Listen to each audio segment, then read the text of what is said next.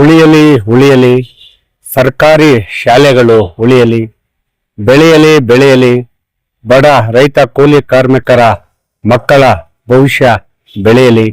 ಸಂವಿಧಾನ ನೀಡಿರುವಂತಹ ವಿಶ್ವಜ್ಞಾನಿ ಭಾರತ ರತ್ನ ಬಾಬಾ ಸಾಹೇಬ್ ಅಂಬೇಡ್ಕರ್ ಸಾಹೇಬರು ನೀಡಿರುವಂತಹ ಸಂವಿಧಾನದಲ್ಲಿ ಅವರ ಆಶಯದಂತೆ ಕಟ್ಟ ಕಡೆಯ ವ್ಯಕ್ತಿಗೂ ಶಿಕ್ಷಣ ಎಂಬುದು ಸಿಗಲಿ.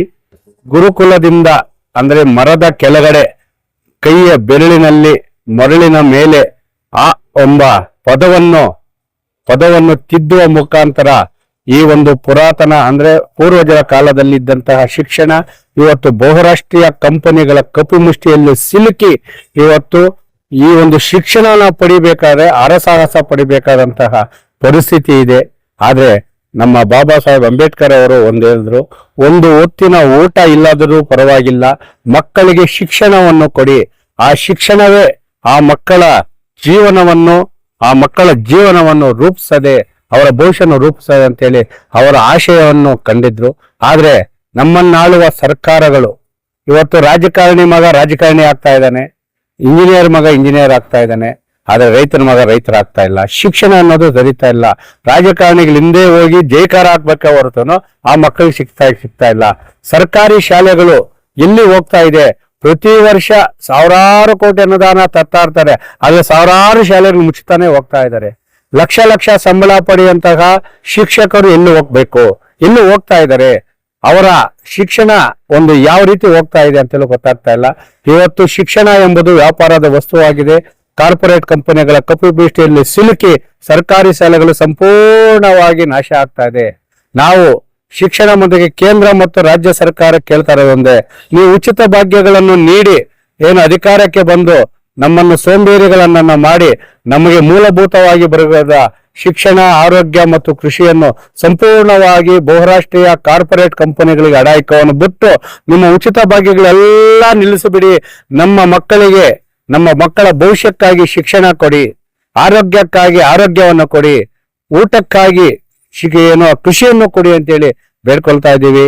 ಅದಕ್ಕೋಸ್ಕರ ಕೇಂದ್ರ ಮತ್ತು ರಾಜ್ಯ ಸರ್ಕಾರ ಶಿಕ್ಷಣ ಸಂಸ್ಥೆಯನ್ನು ಖಾಸಗೀಕರಣ ಮಾಡದೆ ದಯವಿಟ್ಟು ಇವತ್ತು ರಾಜಕಾರಣ ಮಕ್ಕಳು ಇರ್ಬೋದು, ಸರ್ಕಾರಿ ನೌಕರರು ಬೇಕಾದ್ರೆ ರಾಜಕಾರಣ ಮಾಡ್ಬೇಕಾದ್ರೆ ಎಲ್ಲರೂ ಕಡ್ಡಾಯವಾಗಿ ಸರ್ಕಾರಿ ಶಿಕ್ಷಣ ಶಾಲೆಯಲ್ಲಿ ಶಿಕ್ಷಣ ಪಡೆಯಲೇಬೇಕೆಂಬ ಕಾನೂನು ಜಾರಿ ಆಗ್ಲೇಬೇಕು.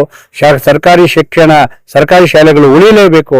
ಇಲ್ಲವಾದರೆ ಮುಂದಿನ ದಿನಗಳಲ್ಲಿ ಅಕ್ಷರಸ್ಥರಕ್ಕಿಂತ ಅನಕ್ಷರಸ್ಥರು ಹೆಚ್ಚಾಗಿ ಇವಾಗ ಯಾವ್ದೋ AI ಅಂತೆ, ಆ AI ಒಂದು ಕೃತಕ ಒಂದು ಬುದ್ಧಿ ಇದರಿಂದ AI ಅಂತೇಳಿ ಬರ್ತಾ ಇದೆಯಲ್ಲ, ಆ ತರ ಬಂದಿದೆ ಅಂದ್ರೆ ಅನಕ್ಷರಸ್ಥರು ಹೆಚ್ಚಾಗಿ ದೇಶದ ಭವಿಷ್ಯ ಹಾಳಾಗ್ತದೆ. ದಯವಿಟ್ಟು ಸರ್ಕಾರಿ ಶಿಕ್ಷಣ ಉಳಿಸಬೇಕಾದ್ರೆ ದೇಶದ ಭವಿಷ್ಯ ಉಳಿಸಬೇಕಾದ್ರೆ ಸರ್ಕಾರಿ ಶಿಕ್ಷಣ ಉಳಿಸಬೇಕಂತೇಳಿ ರೈತ ಸಂಘದಿಂದ ಕೇಂದ್ರ ಮತ್ತು ರಾಜ್ಯ ಸರ್ಕಾರವನ್ನು ಮನವಿಯನ್ನು ಮಾಡಿ ಸರ್ಕಾರಿ ಶಾಲೆಗಳಿಗೆ ಮೂಲಭೂತ ಸೌಕರ್ಯಗಳನ್ನು ಒದಗಿಸಿ ಖಾಲಿ ಇರುವ ಶಿಕ್ಷಕರ ಹುದ್ದೆಗಳನ್ನು ಭರ್ತಿ ಮಾಡಿ ಹದಗೆಟ್ಟಿರುವ ಸರ್ಕಾರಿ ಶಾಲಾ ಶಿಕ್ಷಣವನ್ನು ಸರಿಪಡಿಸಿ ಖಾಸಗಿ ಶಾಲೆಗಳ ಒಂದು ದುಬಾರಿ ಶುಲ್ಕ ನಿಯಂತ್ರಣ ಮಾಡಲು ವಿಶೇಷವಾದ ತಂಡವನ್ನು ರಚನೆ ಮಾಡಬೇಕು.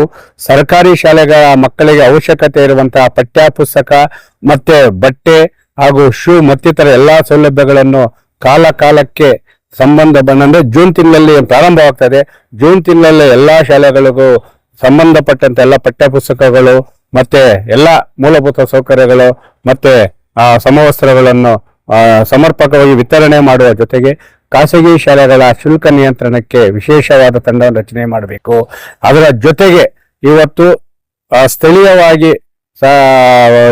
ಸ್ಥಳೀಯವಾಗಿ ಶಿಕ್ಷಣ ಇಲಾಖೆಯಿಂದ ಪರವಾನಗಿ ಪಡೆದು ಆಂಧ್ರದವರೆಗೆ ತಮ್ಮ ಶಿಕ್ಷಣ ಸಮಸ್ಯೆಗಳನ್ನು ಮಾರಾಟ ಮಾಡಿರುವಂತಹ ಪರವಾನಗಿದಾರರ ವಿರುದ್ಧ ಕ್ರಮ ಕೈಗೊಂಡು ಅವರ ಪರವಾನಗಿಯನ್ನು ರದ್ದು ಮಾಡಬೇಕು. ಇದು ನಾವು ಒತ್ತಾಯ ಮಾಡ್ತಾ ಇದ್ದೀವಿ.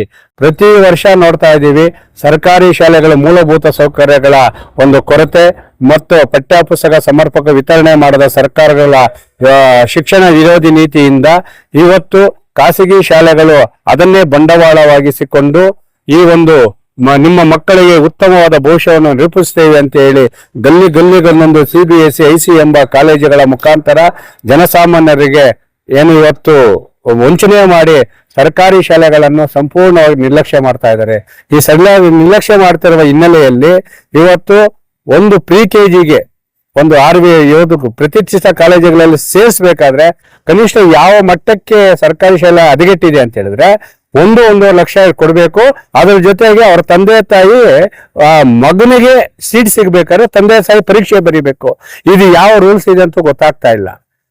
ಇದನ್ನು ಸುಲಿಗೆ ಮಾಡ್ತಾ ಇದ್ದಾರೆ. ಯಾವ ಕಡೆ ಹೋಗ್ತಾ ಇದೆ ನಮ್ಗೆ ಶಿಕ್ಷಣ ಸಂಸ್ಥೆ ಇರ್ತಲ್ಲ. ಈ ಕೂಡಲೇ ಕೇಂದ್ರ ಮತ್ತು ರಾಜ್ಯ ಸರ್ಕಾರಕ್ಕೆ ಒತ್ತಾಯ ಮಾಡ್ತಾ ಇದ್ದೀವಿ.